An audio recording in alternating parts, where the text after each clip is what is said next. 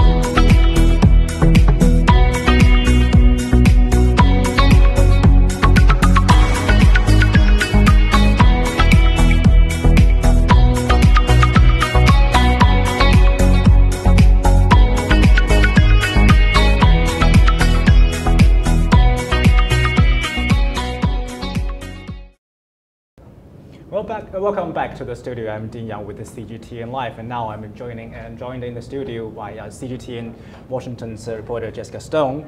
Thank you for your time, and Nairobi reporter Ramah Nyang. Thank you for being here today with me. Sure. And I hope that short videos we just run has really picked up your appetite, because now I'm going to ask in a few questions around that. Please share with me your favorite things that you saw over the past few days at CIIE, please. Starting with Ramah. So I get to start. Yeah, the main things, just in a brief words. Brief words. Okay, so the automobile sector, the stand that had the cars was actually particularly interesting, but not what you might think, not the Teslas, not the Fords, etc. It was actually going to the OE suppliers to actually see what they're doing, because that gives you a very interesting pointer to what you can expect down the line in 5-10 years.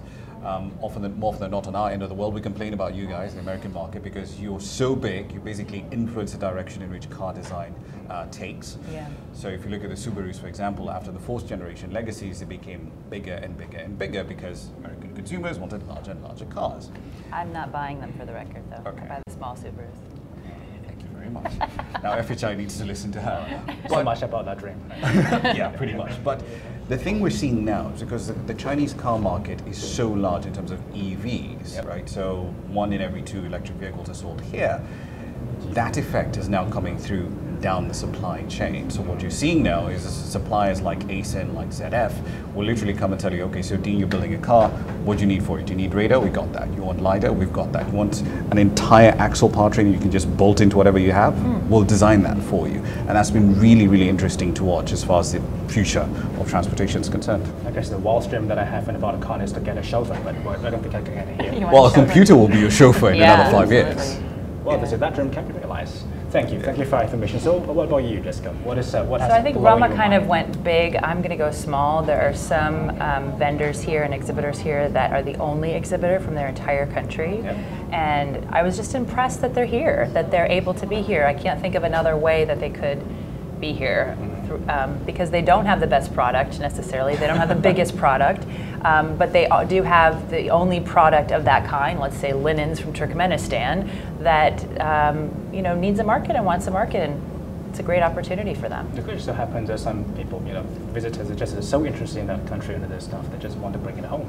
Yeah. Okay, so let's move a little bit to a relatively bigger question. So 5 days or maybe 6 days, depends on when you landed in Shanghai. But do you think this event so far is a success? I think that depends on how you measure success. And going with the same theme that I was talking about, I am looking forward to the number, but I don't think that's the measure of success, the amount of deals. I think that's a reflection of ongoing relationships that have already been had. The big companies that have had long-standing relationships with China have already passed the regulatory process, already have got funding. I think that the measure of success is the new relationships that are formed here. So let's say maybe in 12 months we'll see, or new purchase orders, new agreements. I was just around the corner and there was an American buyer talking to a American seller talking to a Chinese buyer, and just to see what evolves out of this. There's also going to be a lot of synergy between countries that are here, not just into the Chinese market, but with each other. Maybe they see a part or a technique that they want to adopt in their product, or they want to, they see somebody from Azerbaijan and somebody from Russia doing something. Maybe we'll collaborate to serve this market because you have this piece and I have that piece. So I think that's going to be the measure of success. And that, actually, we did see a lot of that. One of the interesting things we saw at the Ghana stand, this was on Wednesday, was because a country produces cocoa butter, they produce shea butter, and this is basically, it's a raw material that you feed into the cosmetics industry, right? And who was also present at this event? L'Oreal, one of the larger cosmetic firms in the world. And the deputy trade minister was this fireball of energy, and he's basically telling his some of the exhibitors over there who had the shea butter and telling them, look, you guys can sit here and sell to the Chinese buyers, well and good, you can have distributors here, that's fine, but we also have to go and talk to L'Oreal, right? Because, and that sort of South-South synergy has been very, very interesting to observe. Following on what she said, there's this interesting aspect of real-time market research and market exploration. We talked about this before off camera. To use Ethiopian coffee as an example, the way it's traditionally brewed is usually very, very potent. Now, in East Africa, that's how you serve it. So if anything lighter than that, you're asking for trouble. But here, because the Ethiopian stand had this traditional brewing station, it was really, really interesting to see guys coming in and sample that particular product. And for them, initially, it was too strong. So you could immediately see the switch right, into much lower, much lighter blends coming through. And that's a sort of market research, that intangible gain that we got from this event that, for me, was probably the most interesting as well. Yeah, and I was talking to a Brazilian shoemaker, I think it's called Farachi. They're a third-generation company, 150 employees. They've never been inside this market, and here they are having all these Chinese buyers and consumers and just other people just checking out their product. So they get this sense of, okay, people like this color, people like this material, people like this design in our shoes. And I mean, that's got to be invaluable, because not only are they getting unprecedented exposure to a market that, well, let's be honest, everybody loves shoes, and I can tell you a story about my Jimmy Choo shoe trying on later. I've been hearing about this, about the Jimmy Choo shoes. I know. All right, well, I didn't try on the Brazilian shoes. Oh, don't tell you me gotta we're go. in a Oh ban my of- gosh, a little over my budget. On the plus side, we don't have to buy those. So. Yeah. I did hear in a story about it, one of the most expensive, the pan of most expensive shoes that the world ever seen actually is here, but I haven't found Probably, it yet. yeah, Has it been no. bought already? No, I have no idea. I'm in the same boat as you. What kind of shoes? It's one of a pair of the most expensive. Oh, I'm sure it shoes. was the Jimmy Choo shoes. Yeah. So what is 'cause made they're- of diamond? Yep. Purely diamond. Well, Diamond. it's encrusted with diamonds. Pink sapphires. Okay. I mean, they're just. Do you want to see pictures? Well, later, maybe. Okay. Maybe later we can show the audience that picture. And No, maybe but I we mean, you know, that not everybody that comes here is going to obviously be at that price point, right? Millions of dollars or whatever. But somebody that wants to get something new into the market. The other thing I thought about, and maybe this struck you too, is that if you're e-commerce, you already know that e-commerce is the way Chinese buyers want to consume. Yeah. You come here, I mean, it's just like you can just go down the line and you've Yeah. got all these Actually, new products. We got that question all the time from online users, from followers on social media. They always ask it, now the China is so crazy about e-commerce and the e-shopping and stuff. So what is the point of having another brick and mortar event like this? Why can't we Well, because simply maybe transport JD.com everything doesn't know online? about the linens from Turkmenistan. Yeah, and their buyers and are also here. there's value in actually seeing the product and having that face-to-face engagement. Yeah. It's one thing for us to have a conversation on Skype, right? And it's relatively straightforward for me to pick up a phone, call someone in Beijing and say, hey, I'd like to sell X, Y, Z. But that's a cold pitch. It's another thing entirely if I come to you and say, hey, this is my product. It's chili oil from Rwanda.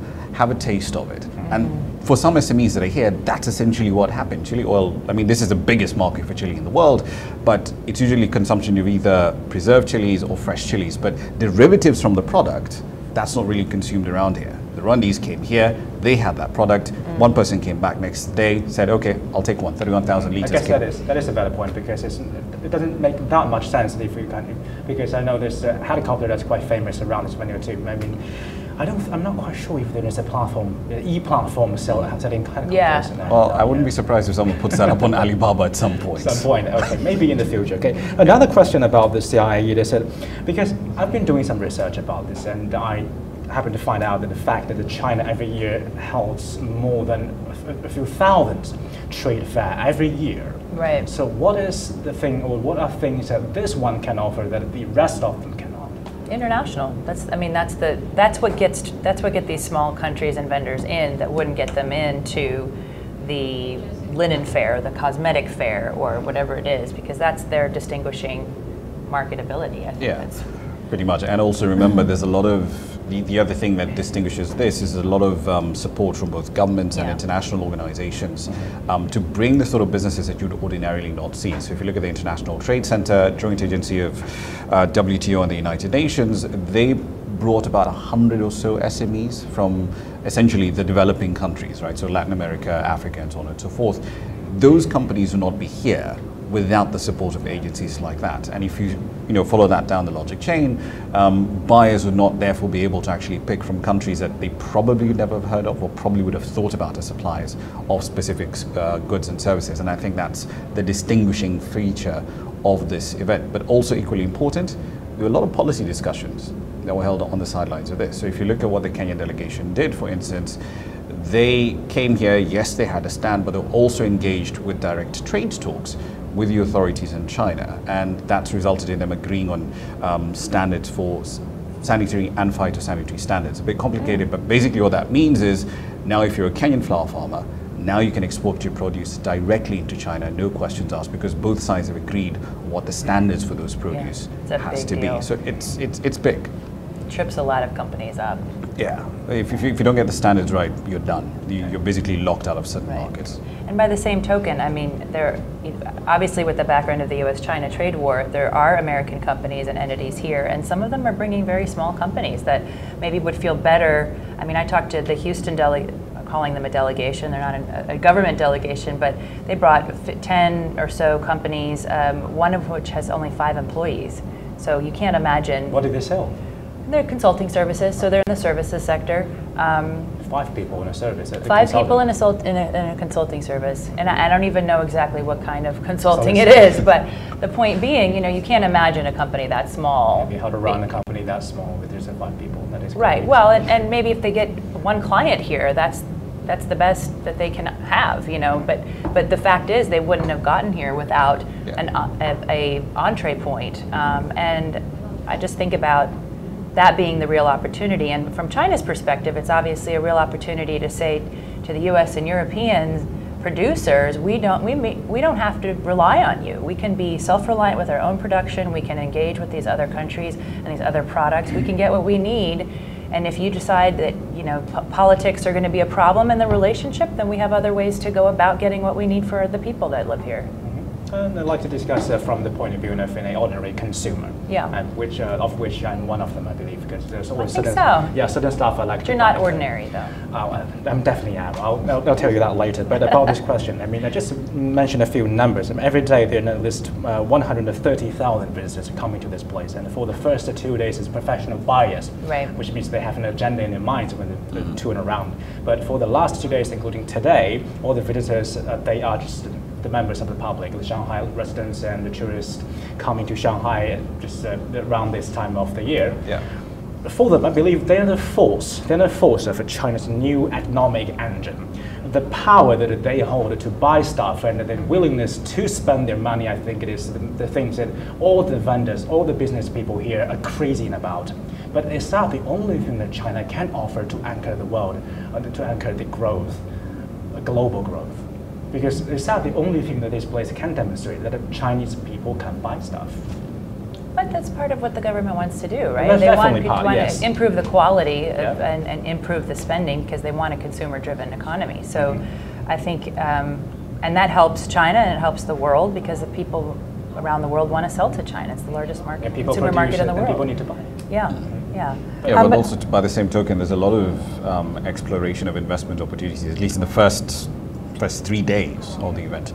There's a lot of exploration of investment opportunities. So that's basically countries coming here and saying, for example, if you use Ghana, right, as an example, why do you actually have to go and buy your chocolate, the finished product, from processors in Switzerland or France or Germany or wherever? Come straight to the source, buy your beans there, roast it, essentially cut out the middleman and actually make the stuff yourself. Alternatively, if you believe you need to invest in much larger capacity, come into the country, buy into a cocoa processor, etc., etc., etc. So tapping into that pool of available capital that is here, that's looking for available investment opportunities, was just as important for all of the people who are walking around. And to that extent, it's actually helped, I think, to open up China as a place where you think about, okay, let's go and get FDI. Because the traditional sources, at least on my end of the world, has been the US, the UK, France, a couple of other countries. China, not so much, at least not on the private sector. It's also been government-to-government deals. So here we're seeing a lot more private sector capital starting to flow into those economies. And I have a question for you, investigation. Have you heard anything back home in the US? Do people there talk about the CIIE these days? Not really, and the press coverage has been fairly negative. I think what they're missing is the opportunity for these small companies, and I think what they're also missing is that the state and local representation from American cities and states is really important to those economies to have an export market for their products. The American Soybean Association is here talking to people, and they're concerned about the U.S. trade war, China trade war. They're concerned that the dollar figures of the bailout that's been offered are not going to be enough, and so they're using this as an opportunity to talk to government officials as well, and talk to other business officials here. The interesting thing is when there's not a ton of American companies and entities here. It's about 180. But I asked them, what kind of feedback are you getting from Chinese consumers and buyers? And it hasn't. The U.S.-China trade war has not sort of tarnished their brand as American companies have quality goods. They're hearing Chinese people still believe them. Yeah, they're hearing that people want to buy whatever it is they're selling. They want to import it. They're also being asked if they voted for Donald Trump, what they think of the U.S.-China trade war. They've been asked that, and it may depend on how they answer whether they get the deal, right? That's what I'm worried about. But I think it's good that there's a conversation going on between at the private level too, right? That the people are always going to be part of the solution. We talk a lot, and I'm sure you do too, about the subnational alliances and relationships between counties and provinces, between states and provinces, between cities and cities, I find that that's always the strength of the relationship, whether it's on trade, whether it's on policy, that those are the relationships that always stick together because they're economically intertwined. Even if the governments have a disagreement, those systems and functions are what keep the relationship going. People just want to live their life and they want to live their life better. And I have a few questions about Africa. I know you've been visiting a lot of different African vendors and booths and in the country exhibition hall as well. And there's a number for you, sir. Out of the 3,600 exhibitors, 200 of them are from African countries. Do you think the African countries and African business are well represented here? Short answer is no, because if you distill that number down, the countries that had the largest representations, probably 11 or 10 countries were here. So you could say that the main anchor economies were here. Nigeria was present, Kenya was around, Egypt was here, South Africa. So in that sense, you could say, well, we've got an entry point into very specific regional blocks. COMESA, the Common Market for Eastern and Southern Africa, the East African Community, Southern African Development Community, and the Economic Community of West African States. All those are interesting trade blocks by themselves. But here's the thing, if I sit back, and now this is me talking as a child of Africa, as it were, there's a lot of opportunity here that companies, I think, are not fully exploiting. If you're the continent that's home to roughly 60% of the unused arable land in the world, you've got the water, you've got the labor, you've got the capital. There is absolutely no reason why we should not be tapping into the growing demand for a lot of imported products from China, and that includes agricultural produce. That's our immediate forte. There's absolutely no reason why we should not be here shopping for deals and saying, you want the next manufacturing hub? Come to Ethiopia, come to Kenya, come to Rwanda, come to Egypt. Those are the things that we should have been doing here. So the level of representation was a bit disappointing, speaking from a personal perspective. I think we should have had a lot more countries here. I think we should have had a much more aggressive pitch to get into the Chinese market, because the relationship is very one-sided at the moment. It's literally a case of commodities from a handful of countries, oil from Angola, iron ore from South Africa, a couple of other things from different countries going in one direction, and a lot of imports coming in from China in the other. But there's a lot more potential that's not been tapped into there. I got a quite interesting quote from another news coverage. It says, the quote is from Charles Ununaju, hopefully I pronounced that name correctly, and he is the director of the Center for China Studies in Abuja. And he said that the participating African countries can convert the event, which is CIIE, into a permanent advantage for African industrialization effort. Do you think the CIIE can do that? It's a start. It's certainly a start. So to go back to something I said a little earlier, if you look at what the Kenyan delegation did when they came here, now we can talk about their stand a little later and what they did on the trade side, but on the policy end, they came here with two objectives. So they needed to lock up a deal on railway financing, about $3.8 billion worth. That didn't happen. They also, however, needed to get an agreement, a non-reciprocal agreement on the sanitary and phytosanitary standards I mentioned earlier, so they can get their produce, not just from Kenya, but from East Africa as well, into the Chinese market. Now, it's important to have those conversations. The deal was agreed to barely 24 hours ago, and based on the people I've spoken to in Kenyan governments, they've said, well, we're still in talks on expanding market access. So now the conversation between the two sides is about what are the tariff barriers, the non-tariff barriers that we need to deal with in order to ensure that we can get a lot more produce in here without having our producers back home hammered by reciprocal tariffs and so on and so forth. Before I ask another question about Africa, Jessica, I'd like to ask you, have you been sensing a lot of competition around these venues for the past few days? Like people shouting at each other, trying to get hold of customers. Have you seen that kind of thing? No, I mean, there's certainly a lot of interest in the cosmetics and in the beauty products and in some of the fashion and accessories, but I think it's just been sort of like a feast for the eyes for most people. Yesterday I that's visited been my sense. A venue that mainly it's about Japanese stuff, and a lot of vendors, what they sold was actually fish. Okay. And alcohol as well. And they told CGTN that because there's so many people, so many business people from Japan trying to sell the similar stuff, similar products to Chinese people, and the Chinese people are quite enthusiastic about those stuff too. But still, they are feeling this, the competition between them, this, maybe we cannot call it peer pressure, but this competition is cutthroat. Because we can see people queuing up in front of one vendor, but for the others, basically no visitors around. But so the question I like to ask you about African is, I have to say this, but for the consumer, I just want the best quality stuff. Yeah. So sometimes I would compare. If I can get great stuff from the Ghana stand, I would simply queue there. But if I cannot, I would just leave. I mean, that is the principle of economy. So do you think the competition would not on the side of the African vendors or businessmen here? Competition is always useful. If you look at the placement of the stands in the country pavilion, Ethiopia was here, Nigeria next to them, Senegal behind them, and then Ghana to the right. But directly opposite the Ethiopia stand was Venezuela. What do these two countries produce in common? Coffee. Yeah. And they're all busy trying to flock to the exact same buyer. So it was kind of hilarious to actually look at, buyers would come into the Ethiopian stand, so they'd be drawn in obviously by the traditional brewing process, they'd sit around and ask questions, and then they'd make this diversion go into Venezuela. And they're all sorts of different competitive aspects that they bring to the table. So Ethiopia devalued their currency not too long ago. They moved it down to about 17 birr to the dollar, I believe. It wasn't a huge devaluation, but it still makes the product relatively cheaper.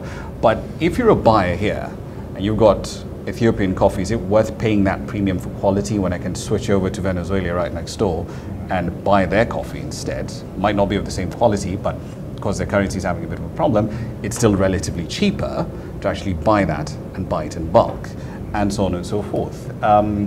Let's see, what else is interesting?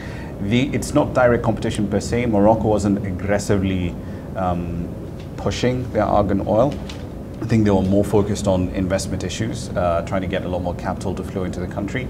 But argan oil, shea butter from Ghana, pretty much cosmetics inputs, and they're going pretty much to the exact same market.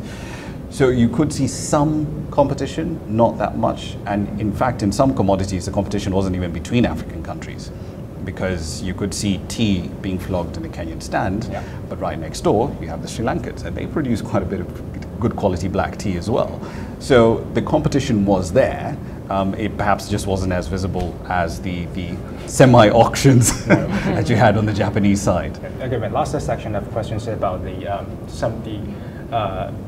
service trade and service, because that is something, the product maybe you cannot see within a very vivid demonstration here, but still I find it quite interesting because I visited the service trade exhibition, and I found a lot of banking services and the insurance companies, they also here to show people what they can offer them.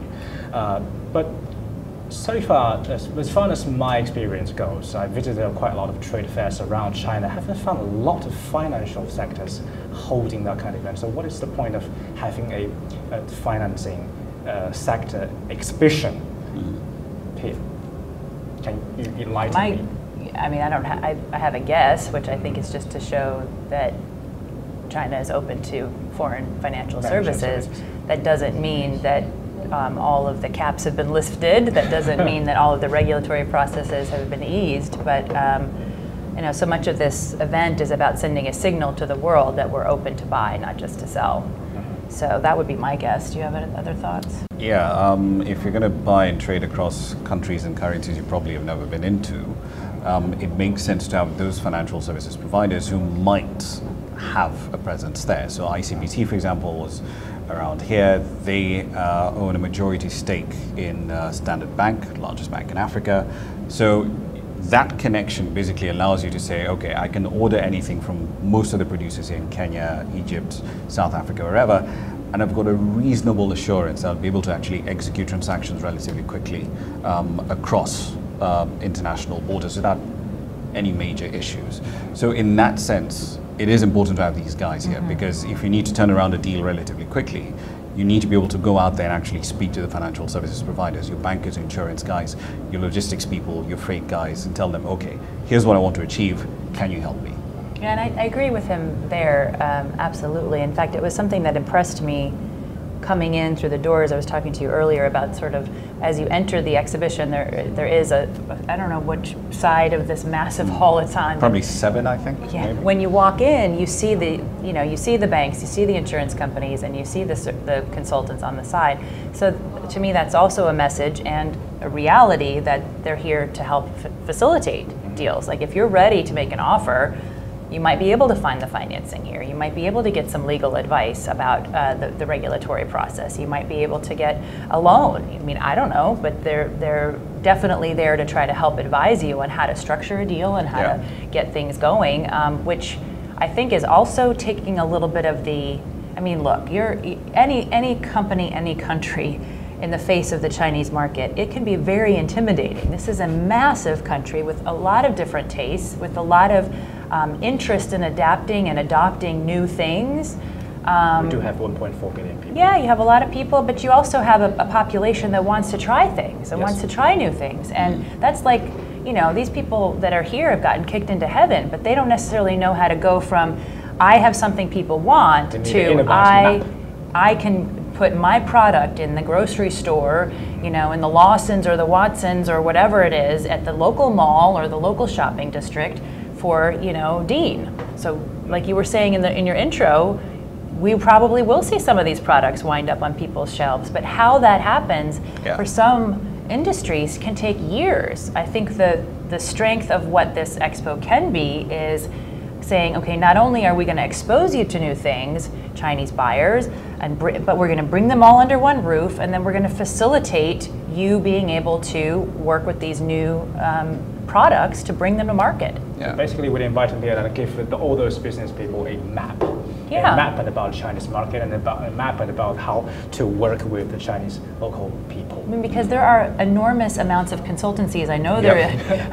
We've probably interviewed a lot of them. Most of our sources come through them on how to do business in China, because everybody's trying to figure out how to do it. So if you can come to a one-stop shop, I mean, we have all kinds of things. I'm sure you do too, that are called one-stop shops. Yeah. You know, that's again, I mean, that's the goal, right? Maybe next year for 2009 CIIE, maybe they can put up in a vending machine or something, sorry, a cash machine or something, so that I can withdraw the money and then take the money all the way to the place where I can buy stuff from. But I mean, that's the easy part, right? Like the regulatory process, you talk to the medical companies here, they've gotten tremendous victories and market access because of the reforms the Chinese government has done very recently in allowing drugs to come to market and allowing patents and things to be reviewed much more quickly, in cutting prices and having price negotiations for the first time with the insurance companies and reimbursement.